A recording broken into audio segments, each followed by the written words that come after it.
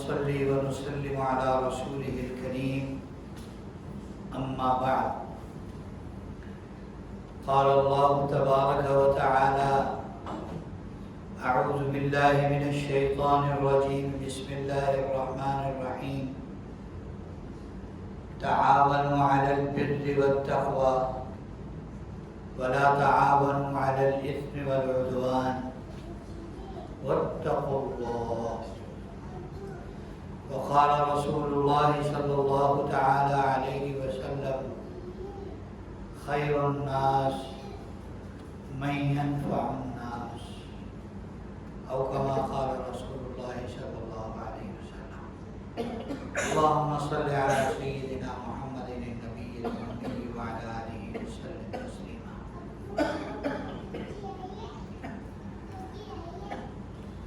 میرے محترم دوستو،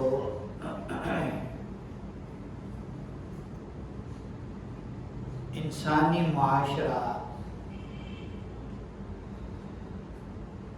ایک دوسرے سے روحانی جسمانی طور پر جڑا ہوا معاشرہ ہے. نبی اکرم سرور دو عالم صلی اللہ علیہ وسلم نے ارشاد فرمایا: المومنون کجسد واحد. سارے ایمان والے ساری دنیا بھر کے ایمان والے ایک جسم کی طرح ہیں، ایک جسم ہے. ان اشتکا عینہ اشتکا کلہ وَإِنِ اشْتَكَى رَأْسُهُ اشْتَكَى كُلُّهُ. کسی کی آنکھ میں، کسی ایک آدمی کی آنکھ میں تکلیف ہوتی ہے تو سارا جسم بے چین ہوتا ہے. کسی کے سر میں درد ہے تو سر درد کی وجہ سے سارا جسم بے چین ہے. سارا جسم سر سے لے کر پیر تک ٹھیک ہے. پاؤں کی کسی انگلی کا ناخن اترا ہوا ہے تو آپ کا کیا خیال ہے کہ ناخن اترنے کی تکلیف پر باقی جسم پرسکون رہے گا؟ نہیں،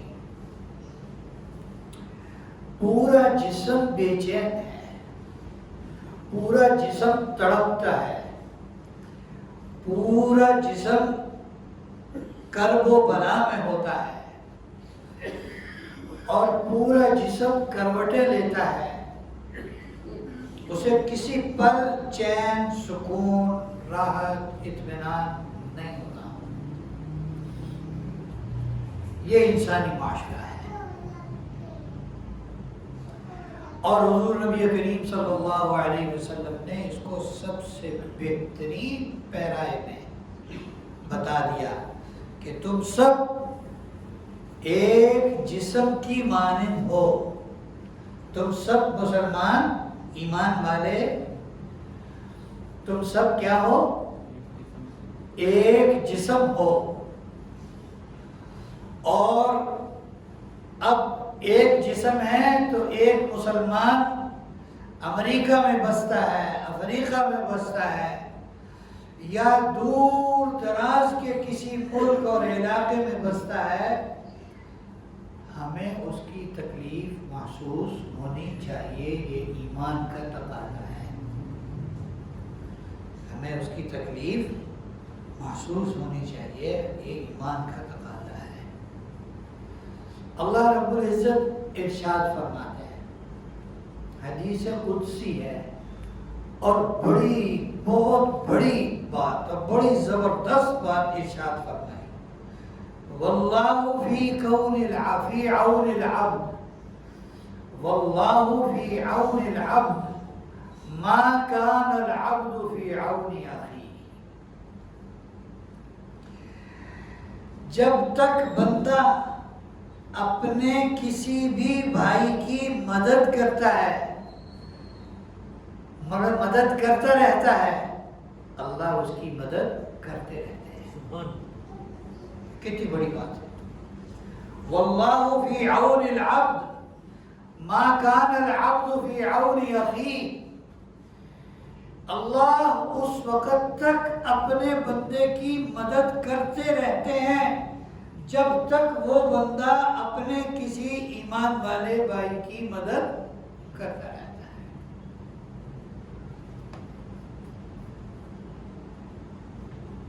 حضور اکرم صلی اللہ علیہ وسلم کے ایک ارشاد کا مفہوم ہے.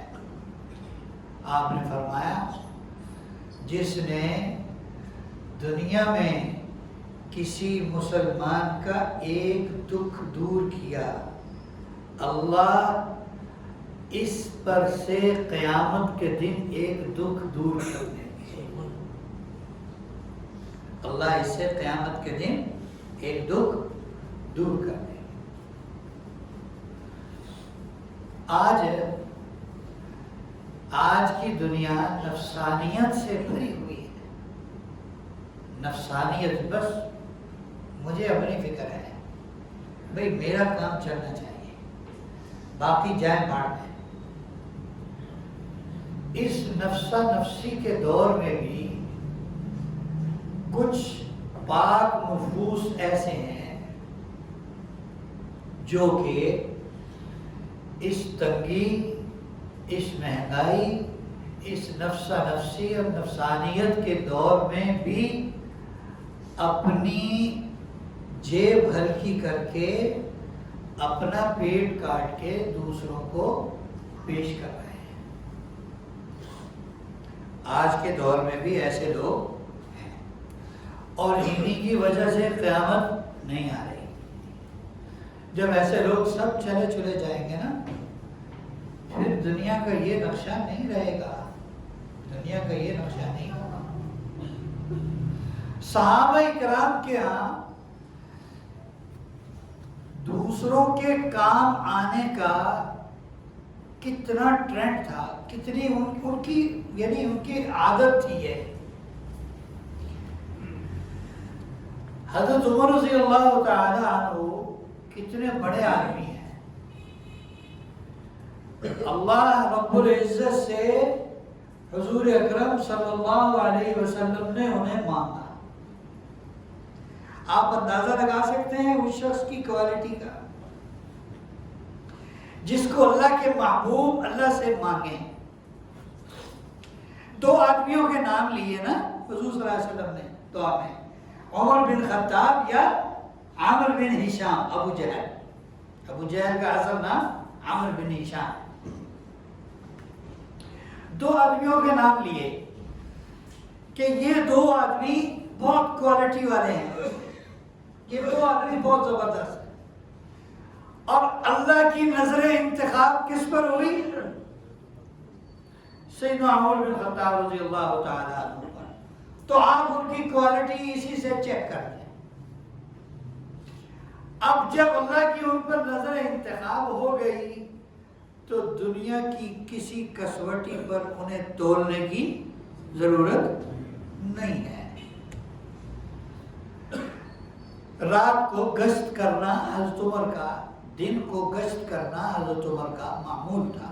دن رات، دن کا کچھ حصہ رات کا کچھ حصہ گشت کر کے دائیں بائیں کے مدینہ منورہ کے اور سراؤنڈنگ کے حالات لینا. دائیں بائیں بھئی بستیاں ہیں، گھر ہیں، خیمے ہیں، بھئی ان کا کیا حال احوال ہے، کوئی مسئلہ تو نہیں. یہ حضرت کی عادت تھی. ایک دفعہ دیکھا مدینے کے باہر ایک خیمہ لگا ہوا ہے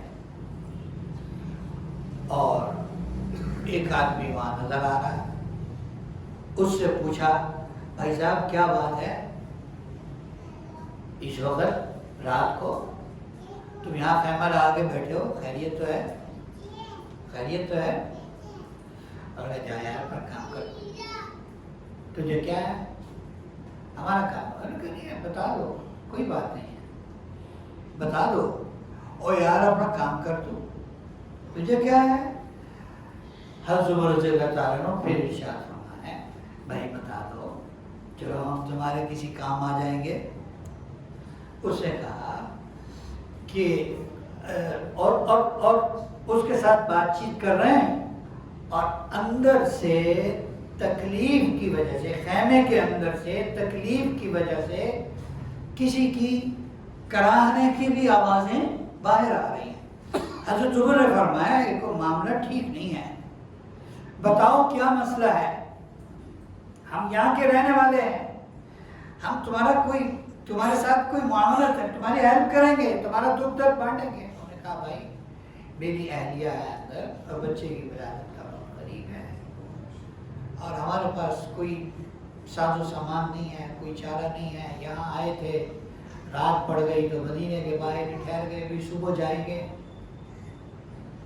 تو کوئی کام بنے گا ہمارا مدینہ منورہ میں۔ تو حضرت عمر رضی اللہ تعالیٰ عنہ فوراً اپنے گھر واپس تشریف لائے، بیت المال سے کچھ چیزیں ضرورت کی جو اس وقت کی ضرورت کی تھی وہ لی، اپنی اہلیہ کو ساتھ لیا۔ ام کلثوم رضی اللہ تعالیٰ عنہ جو حضرت علی رضی اللہ تعالیٰ عنہ کی بیٹی ہیں، صاحبزادی ہیں، تو انہیں کہا کہ ایک ثواب کا کام ہے، ایسے ایک مسافر باہر آیا ہوا ہے، اس کے گھر میں یہ مسئلہ ہے، چلیں؟ کہا بسم اللہ، کیوں نہیں، ابھی چلتے ہیں۔ ان کو ساتھ لیا، اہلیہ کو، خادم کو ساتھ لیا اور چلے گئے، اور اپنی اہلیہ کو اندر بھجوا دیا، اندر کا سامان اندر بھجوا دیا، اور حضرت عمر رضی اللہ تعالیٰ نے خود باہر کچھ پکانے لگ گئے، اپنے ہاتھ سے لکڑی جلائی، چولہا بنایا، لکڑی جلائی، اس پر ہنڈیاں رکھی، اس پہ سامان ڈالا اور اس پر ڈوئی چلا رہے ہیں اور کچھ بنا رہے ہیں۔ وہ کچھ بن گیا جو بنا رہے تھے، دلیا بن گیا یا دلیا ٹائپ کی کوئی چیز بن گئی۔ اتنی دیر میں اندر سے حضرت عمر رضی اللہ تعالی عنہ کی اہلیہ محترمہ نے آواز دی، امیر المومنین اسے خوشخبری دیں، اللہ نے اسے بیٹا دیا ہے۔ اب جب اس نے کہا، انہوں نے کہا امیر المومنین، تو اس آدمی کی تو سٹی گم ہو گئی، اے امیر المومنین حضرت عمر ہے، امیر المومنین حضرت عمر ہے۔ تو وہ بہت گھبرایا۔ حضرت عمر نے فرمایا ارے گھبرانے کی کیا ضرورت ہے، یہ تو ہمارا کام ہے، یہ تو ہمارا کام ہے۔ اور یہ روزمرہ کا کام تھا، یہ روزمرہ کا کام تھا۔ آج اللہ معاف کر دے، کسی کو اللہ کوئی عزت دے دیں، قدر و منزلت دے دیں، کوئی عہدہ دے دیں، اور اس کی ترقی ہو جائے تو وہ اپنے آپ کو نارمل انسانوں کی لسٹ سے خارج کر لیتا ہے، اور اللہ تعالیٰ اسے انسانوں کی لسٹ سے ہی نکال دیتے ہیں۔ یہ بات یاد رکھیں، اللہ تعالیٰ اسے انسانوں کی لسٹ سے ہی نکال دیتے ہیں۔ ایک وقت ایسا آتا ہے، یہ حدیث پاک کے الفاظ کا میں مفہوم بتا رہا ہوں کہ جو آدمی تکبر کرتا ہے، اپنے آپ کو بڑا سمجھتا ہے، اللہ اسے ذلیل و رسوا کر دیتے ہیں۔ توجہ سے سنیں، اللہ اس کو اتنا ذلیل و رسوا کر دیتے ہیں کہ وہ ایک وقت ایسا آتا ہے کہ لوگوں کی نظروں میں کتے اور خنزیر سے بھی بدتر ہو جاتا ہے جو متکبر ہوتا ہے۔ جہاں بھی پہنچ جائیں، انسانیت کی معراج کس نے حاصل کی؟ حضور اکرم صلی اللہ علیہ وسلم نے۔ اور وہ صرف نبی نہیں ہے، وہ صرف رسول نہیں ہے، وہ خاتم النبیین ہیں، وہ نبیوں کے امام ہیں، وہ اللہ کے محبوب ہیں، اور ان کے بعد نبوت کا دروازہ ہمیشہ ہمیشہ کے لیے کیا ہے؟ بند ہے۔ وہ انہیں حکم دیا جا رہا ہے، وَاصْبِرْ نَفْسَكَ مَعَ الَّذِينَ يَدْعُونَ رَبَّهُمْ بِالْغَدَاةِ وَالْعَشِيِّ يُرِيدُونَ وَجْهَهُ۔ آپ اپنے آپ کو ان لوگوں کے ساتھ بٹھائیں، آپ ان لوگوں کے ساتھ بیٹھا کریں جو صبح و شام اللہ کو یاد کرتے ہیں۔ یہ سارے وہ صحابہ تھے جو دنیاوی اعتبار سے بالکل فقیر تھے،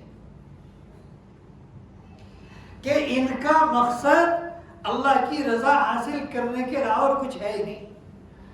سیدنا عمر رضی اللہ تعالیٰ عنہ اتنا مرتبہ ہونے کے باوجود خود مدینے میں ہیں، ایران کا بادشاہ اپنے محل میں ساری سکون اور راحت اور چین کی چیزوں اور اسباب میں اور نوکروں اور خادموں اور ملازموں کی جھرمٹ میں اور کئی کئی بیویوں کے جھرمٹ میں وہ کہہ رہا ہے، ہائے عمر میرا کلیجہ کھا گیا، عمر نے میرا کلیجہ کاٹ دیا۔ اتنا روب تھا، اتنا روب تھا۔ حضرت عمر رضی اللہ تعالیٰ عنہ ایک دن ایک دفعہ مدینہ منورہ ایک راستے پر تشریف لے جا رہے تھے، ساتھ ساتھ قریش مکہ کے جو سرداران تھے بڑے بڑے اور مسلمان تھے وہ بھی پیچھے پیچھے جا رہے تھے، کہیں جا رہے ہوں گے کسی کام سے۔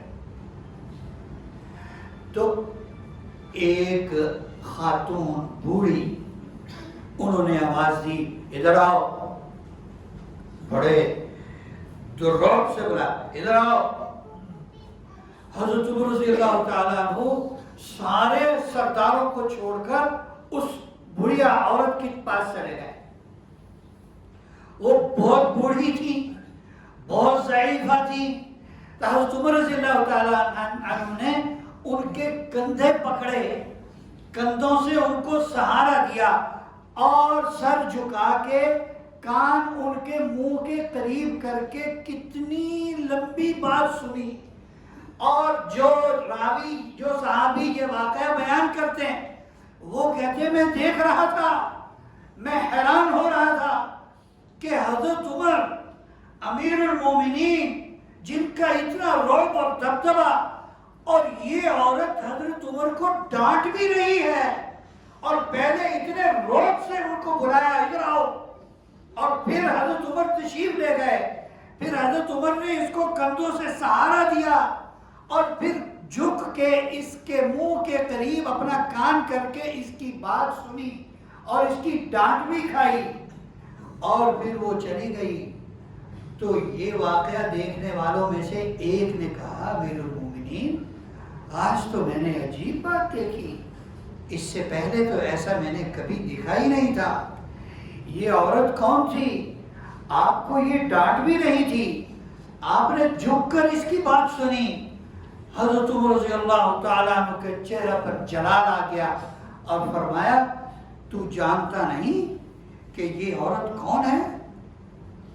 اللہ کی قسم کھا کے کہتا ہوں اگر یہ رات تک مجھے یہاں کھڑا رکھتی تو خدائے ذوالجلال کی قسم میں رات تک یہاں کھڑا رہتا، اس کی بات سنتا رہتا، اس کی ڈانٹ سنتا رہتا۔ آپ نے فرمایا یہ عورت معمولی عورت نہیں ہے، یہ حضرت خولہ بنت ثعلبہ ہیں رضی اللہ تعالی عنہ۔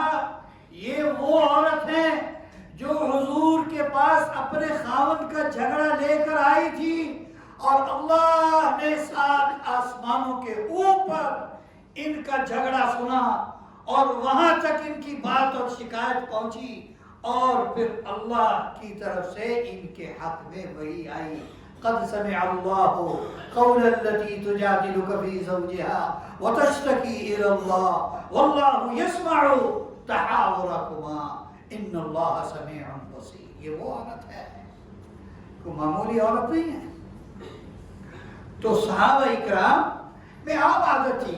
عبداللہ ابن عباس رضی اللہ تعالیٰ عنہ حضور کے چچا زاد ہیں، مسجد نبوی میں اعتکاف کیا ہوا تھا۔ ایک صاحب آئے، بہت غمگین، بہت دکھی، چہرہ اترا ہوا، دکھ اور غم ان کے چہرے سے ٹپک رہا تھا۔ عبداللہ ابن عباس رضی اللہ تعالیٰ عنہ نے ان سے فرمایا، بھئی کیا بات ہے، خیریت تو ہے؟ تمہارا چہرہ اتنا اداس ہے، اتنا دکھی افسردہ کیوں ہو تم، کیا مسئلہ ہے؟ کہنے لگے کہ حضرت کیا بتاؤں، ایک آدمی کا میں نے قرض دینا ہے اور قرض کا وقت آیا ہوا ہے اور وہ مجھے تنگ کر رہا ہے اور میرے پاس اس کو دینے کو کچھ نہیں ہے۔ تو حضرت عبداللہ بن عباس رضی اللہ تعالیٰ عنہ نے ارشاد فرمایا اگر تم کہو تو میں چل کے اس سے کچھ بات کروں، وہ تمہیں کچھ مہلت دے دے یا تمہیں معاف کر دے۔ میں نے کہا جی اگر آپ مناسب سمجھتے ہیں تو آپ تشریف لائیں۔ حضرت عبداللہ بن عباس رضی اللہ تعالیٰ عنہ نے اعتکاف کیا ہوا تھا مسجد میں، اور اس کی بات سن کر اپنی چادر اٹھائی، جوتا اٹھایا اور چلے گئے۔ باہر نکلے تو اس آدمی نے کہا حضرت آپ تو اعتکاف میں تھے، آپ کو اعتکاف بھول گیا؟ آپ کو اعتکاف بھول گیا؟ آپ نے فرمایا نہیں، مجھے اعتکاف نہیں بھولا، مجھے اعتکاف یاد ہے، لیکن حضور اکرم صلی اللہ علیہ وسلم کا ارشاد کا مفہوم ہے کہ جو شخص اپنے بھائی کی ضرورت کو پورا کرنے کے لیے قدم اٹھاتا ہے اللہ اسے 10 سال کے مقبول اعتکاف کا ثواب دیتے ہیں۔ علماء کا کہنا یہ ہے کہ حضرت عبداللہ بن عباس کا یہ اعتکاف نفلی تھا، اور نفلی اعتکاف ہے، آپ مسجد میں آئے اعتکاف کی نیت کر لی اور آپ جب بھی نکل گئے آپ کا اعتکاف پورا ہو گیا، یہ نفلی اعتکاف ہے۔ اور فرمایا کہ اپنے بھائی کی حاجت کو پورا کرنے کے لیے چلنے والے کو اللہ 10 سال کے اعتکاف کا ثواب دیتے ہیں، اور ایک دن کا اعتکاف آدمی کو جہنم سے 3 خندقیں دور کر دیتا ہے، اور ایک خندق کا فاصلہ زمین اور آسمان سے کے برابر ہے۔ یعنی زمین سے آسمان تک، پہلے آسمان تک کا فاصلہ 500 نوری سال ہے۔ لائٹ اور روشنی کی رفتار سے کوئی چیز سفر کرے تو وہ زمین سے سفر شروع کرے تو 500 سال میں آسمان تک، پہلے آسمان تک پہنچے گی۔ جہنم سے اس کو کتنی خندقیں دور کر دیتے؟ دوسروں کے کام آنا، یہ ہے اصل بات، یہ ہے انسانیت۔ ہاں، اور یہ ہے اسلامی معاشرہ۔ ابھی دیکھیں ہمارے بہت سارے علاقوں میں کے کیا حالات پیش آئے، قیامت خیز حالات ہے خدا کی قسم۔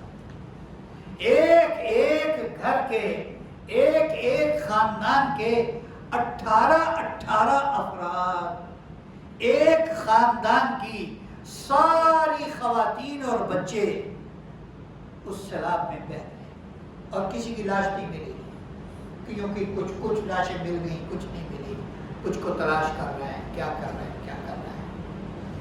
اور ایسے ایمان والے اور ایسے حوصلے والے اور ایسے اللہ کی رضا پر راضی رہنے والے کہ 18 آدمیوں کے مس ہو جانے کے بعد بھی وہ بابا حوصلے سے کھڑا ہے اور کہہ رہا ہے میں اللہ کی رضا پر راضی ہوں، میں اللہ کی رضا پر راضی ہوں۔